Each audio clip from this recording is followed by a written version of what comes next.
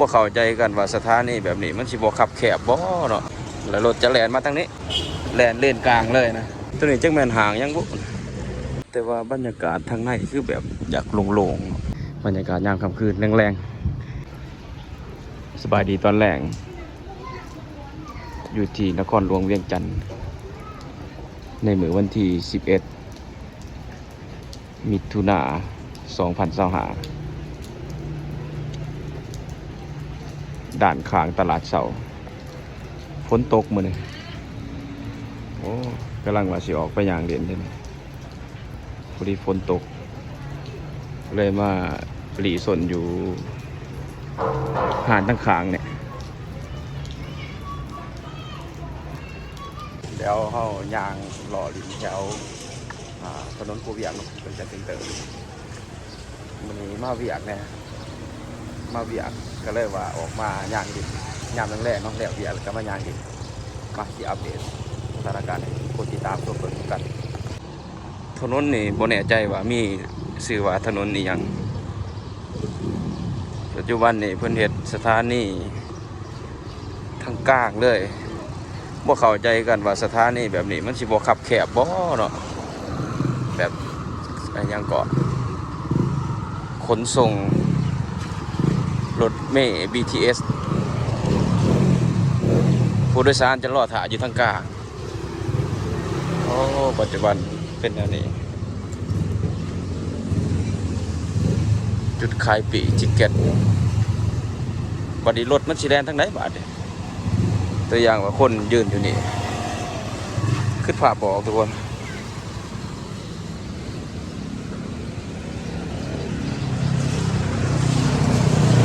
เด็ดยาวออกไปพุ่นเด้จนหอดดงโดพุ่นเด้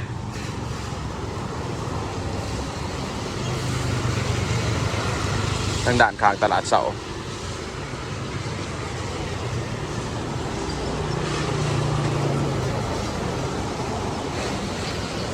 ต้องได้ขยายทางขึ้นตื่มอีกเลยเป็นอย่าง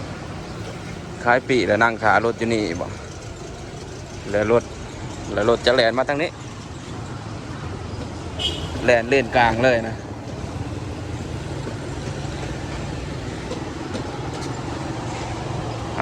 ขาเบิ่งน้ำกันทุกคนเลยหูมากมันจะเป็นอะไรรถเมล์ MRT บ่หรือว่าอย่างก็บอกบุเป็นทุกคนรถเมล์ด่วนวันซะทางด่านข้างก็จะเป็นสถานีขนส่งสถานีนครหลวงเวียงจันทร์รถเมล์ต่างๆอยู่จุดนี้เบิดเลยที่เดินทางไปใส่กับมาขึ้นรถอยู่นี่เดี๋ยวอยากต่อทุกคนเลย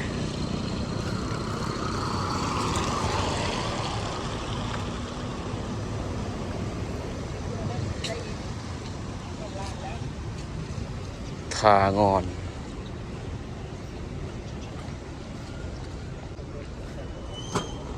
วันนี้เป็นสถานีขนส่งจัมโบ้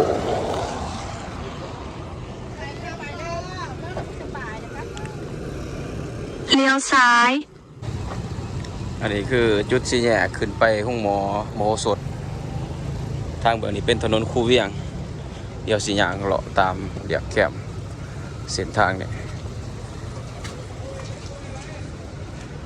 แต่ก่อนแถวนี้เขาเจ้าขายเขาจีปาเต้เลยหลายเลยแต่ว่าเดี๋ยวนี้โบเห็นเขาเจ้าขายโอ้หูซึกว่าอย่างข้างอย่างโล่งๆเลยเขาเจ้าปรับทางใหม่แล้วนี่ปรับปรุงใหม่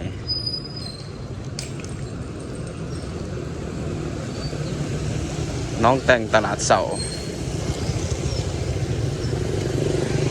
ผู้ใดแบบว่าขามด่านมาแล้วก็จะมาลงนี่แหละขามด่านมาแต่ไทยก็มาลงสถานีนครหลวงนี่แล้วก็ไปจุดอื่นๆเลยวันนี้จะมาเป็นจุดศูนย์กลางสถานีขนส่งเลย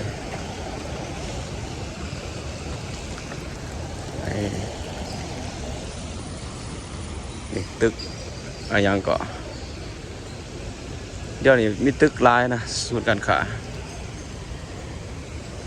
หนองคายเวียงจันทร์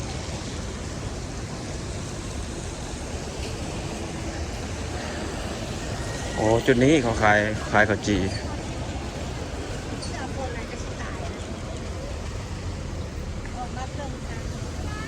ถนนคูเวียง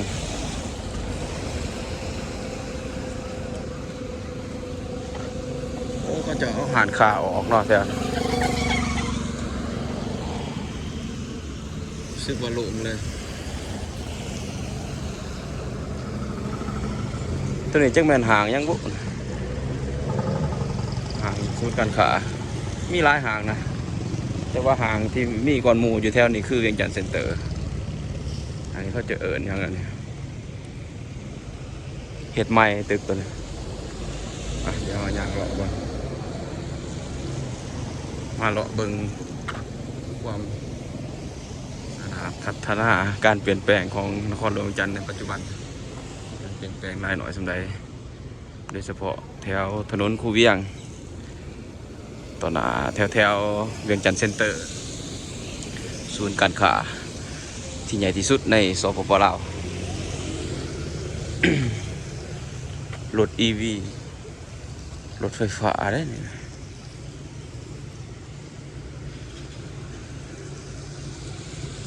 รถไฟฟ้าทุกคน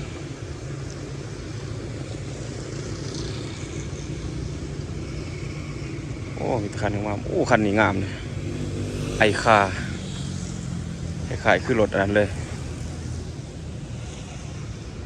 คล้ายๆคือเบนซ์ลุยได้รถคันโอ้ขากเลยโอ้ทรงงามเลยหน่อยๆเป็นตะแพงเลยแบบพอดีแบบบ่ใหญ่บ่หน่อยเลยขากไอคา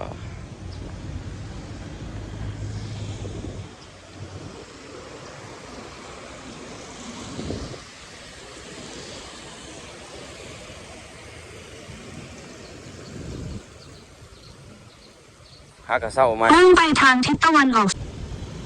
ฝนกะหากระเซ้าตกใหม่ทุกคนเลยโอ้ตึกนี้ยังเด้มีอยู่จักสันวะแต่ว่าบรรยากาศทางในคือแบบอยากโล่งๆคือบ่มีคนอยู่ใน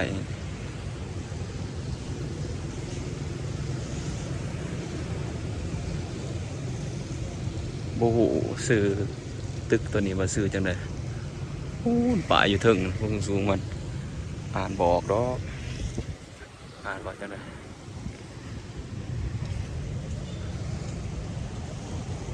เวียนเทียนไลฟ์เซ็นเตอร์เวียนเทียนไลฟ์เซ็นเตอร์โ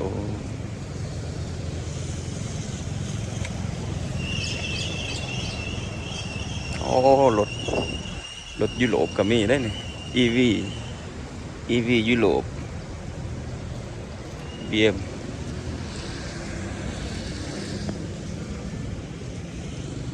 เวียนเทียนไลฟ์เซ็นเตอร์ห้องแฮบหมดทุกคนอ๋อก็ว่าสูงคักเลย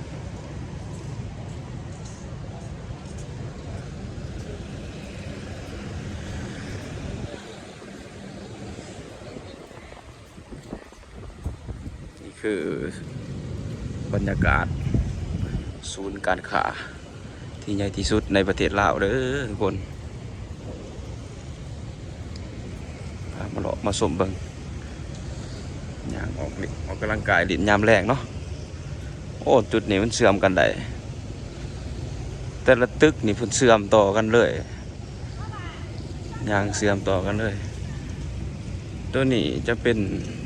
มุ่งไปทางทิศตะวันตกตัวนี้จะเป็นโรงหนังแล้วก็เวียงจันทน์เซ็นเตอร์อยู่จุดนี้เวียงจันทน์เซ็นเตอร์ถัดไปก็จะเป็นผักสันมี3 บ่อนจุดศูนย์การค้าที่ใหญ่ที่สุด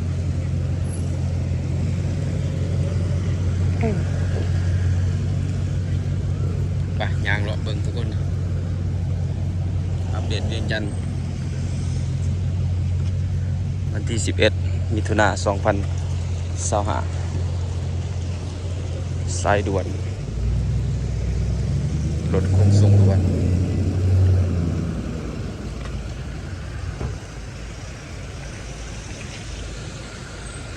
เส้นนี้หนาแน่นพิเศษเลยนะเส้นนี้มันเป็นศูนย์การค้าเด้จุดๆนี้เวียนเทียนเลี้ยวขวาเวียงจันทร์เซ็นเตอร์บรรยากาศด้านหน้าโรงหนังเนาะจุดๆ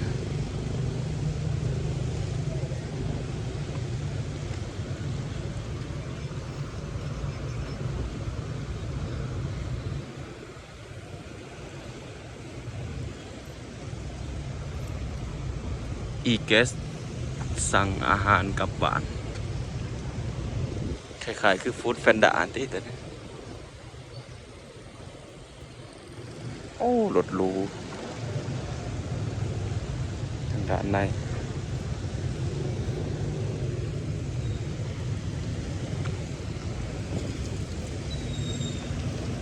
บรรยากาศถนนคูเวียง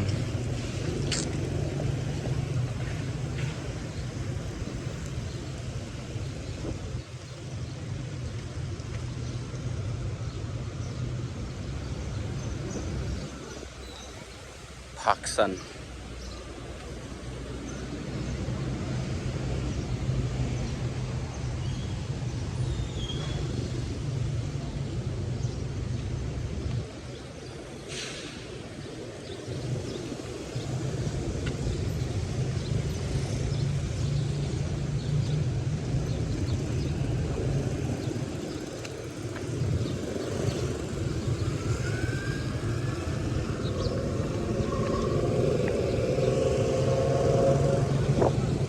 ฝนตกใหม่อากาศชุ่มชื้นทุกคน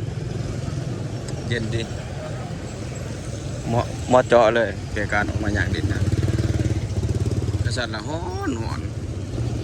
เคยอยู่หนาวแล้วมาอยู่หอนแต่สิโอ้บ่ไหว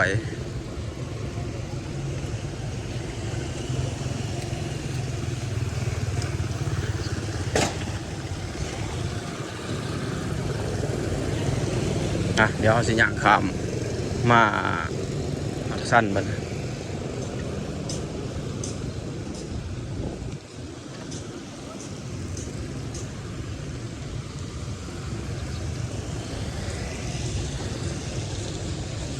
โอ้ยังได้เป็นผักสั้นอ๋อตะกี้บ่มีได้บ่นซาเลสเซ็นเตอร์อีหยังวะเกี่ยวกับหยังคือเป็นหองเป็นคันไดขึ้นไปงงเลยเป็นบ้านจำลองบ่หรือว่าหยัง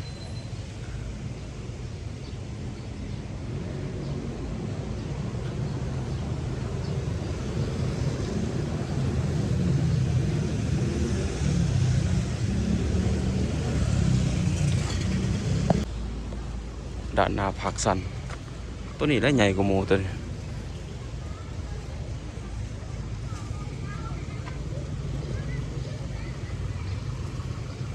ผักสัน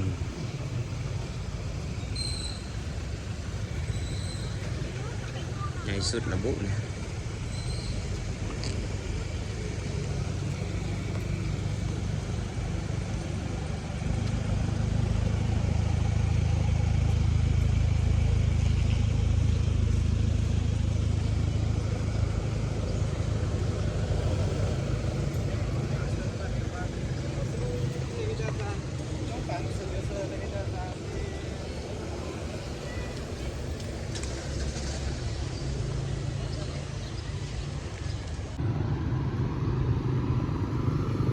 ถนนเส้นนี้สะอาดดี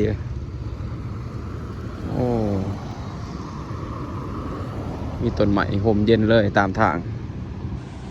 คักสุด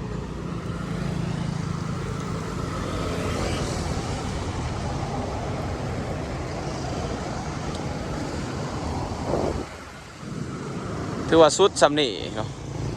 ศูนย์การค้าที่ใหญ่ที่สุดในสปป.ลาวแต่ซ้ำนี่ได้นี่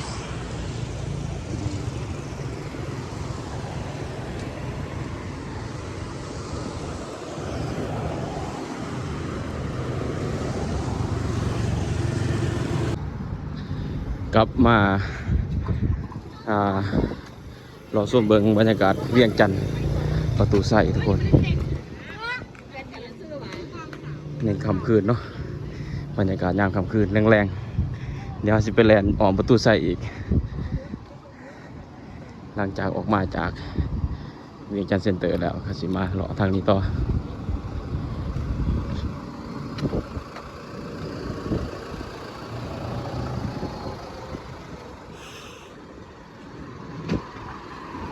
ยามแรงๆโล่งถนนโล่งเลยไปเดี๋ยวเราข้ามทางแล้วไปพอกันอยู่ประตูไส้โรงเรียนลีเซเดอะเวียงจันทร์ฝากมาแล้วทุกคนประตูไส้เดี๋ยวผมจะแลกหอบจะต้องตามหอบก่อนแล้วกันที่พักผ่อนเนาะ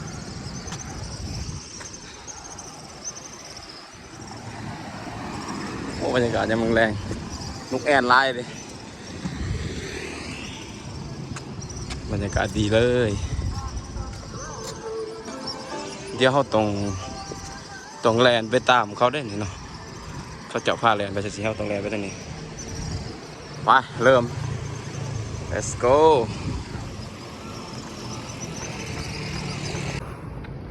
ครับก่อนพี่น้องเรือสาแลนได้30 นาทีอันนี้คือบรรยากาศยามค่ำคืนของนครหลวงเวียงจันทร์นี่เดี๋ยวเขาสิย่างไปที่พัก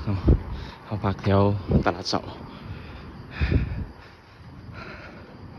เมื่อยไรตอนนี้7 โมงแหละ7:30 นาทีสองหากินเขาก่อนแถวนี้บ่มีหาอาหารในแถวบริเวณหาอาหารกับปิดคำส่วนหลายแถวแคมป์คลองแถวเขตนอกๆมีเนาะเป็นผับเป็นพับเป็นหาอาหารในส่วนหลายอยู่นอกหาอาหารก็มีกันอยู่ในแถวสีหอมแถวตรงไหนยางไปว่าเอามีรถเดินทางยาง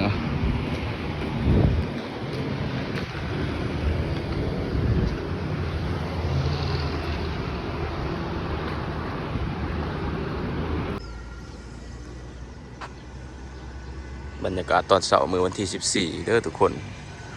อยู่ที่นครหลวงเวียงจันทร์14 มิถุนายน 2025ตอนเสาร์มาออกกำลังกายอยู่นครหลวงมันขึ้นอีกกับ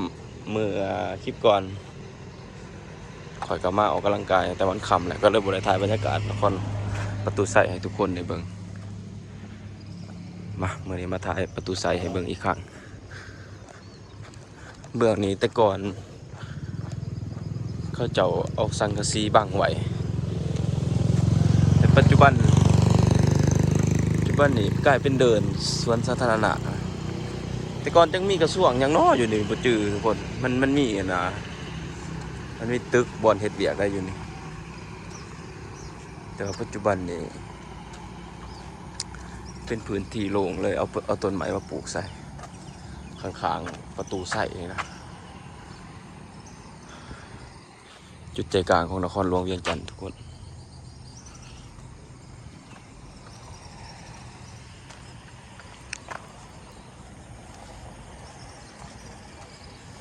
มีเฮาสีแลนจาก10 กิโลเมตรหรือว่า5 กิโลเมตรนี่แหละเมื่อนั้นค่อยแลนจนค่ำตอนแรงๆฝนตกหลังจากที่ว่าเฮาย่างไปเวียงจันทร์เซ็นเตอร์เราก็มาแลนอยู่ประตูใส่ยามก็คือมื้อนี้ก็มาอีกมาถ่ายบรรยากาศยามเสาร์ให้เบิ่งเพราะว่าเมื่อคืนมันมืดแล้วเลยถ่ายให้เห็นตัวนี้คล้ายๆคือรถบ้าน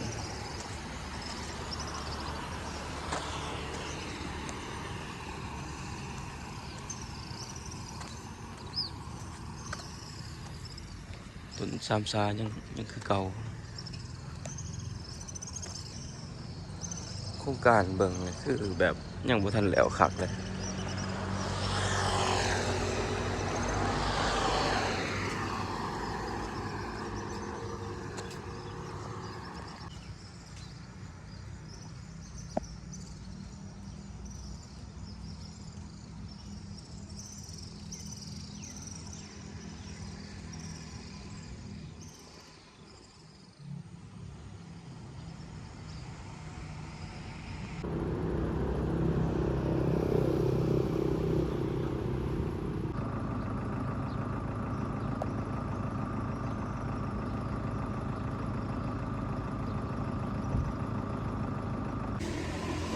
หลังจากที่ว่ามาแลนด์แล้วก็มาเลาะมาแวะกินข้าวเปียกทุกคน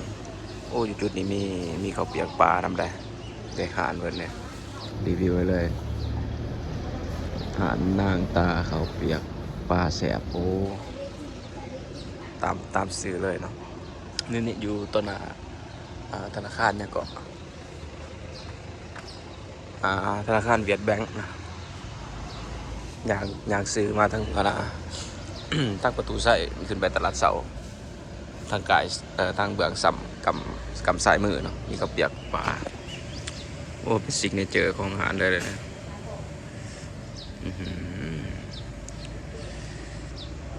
มาลองซีมเบิ่งทุกคนตอนเช้าๆกินข้าวเปียกเขาแซ่บ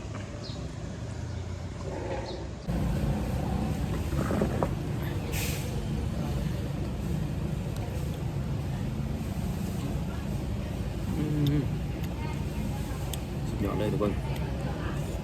ข้าวเปียกปลา